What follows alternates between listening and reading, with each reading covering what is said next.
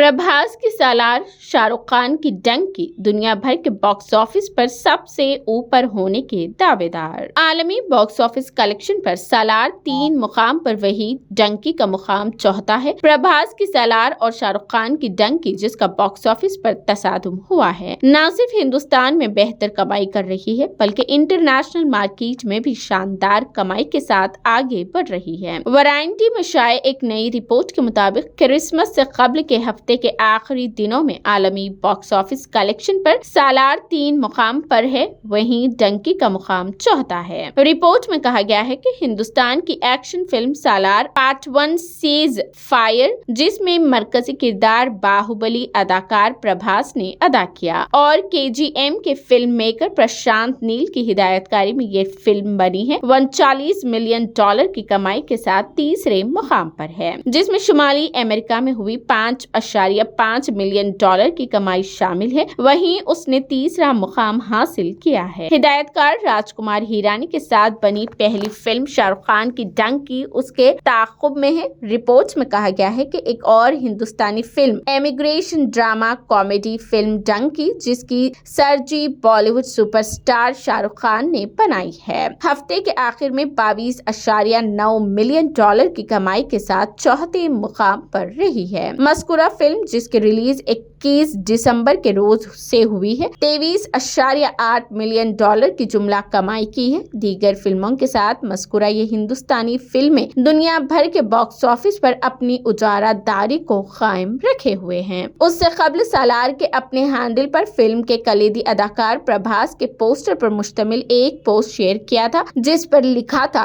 Record break करने वाली शानदार कामयाब फिल्म 402 करोड़ GBOC।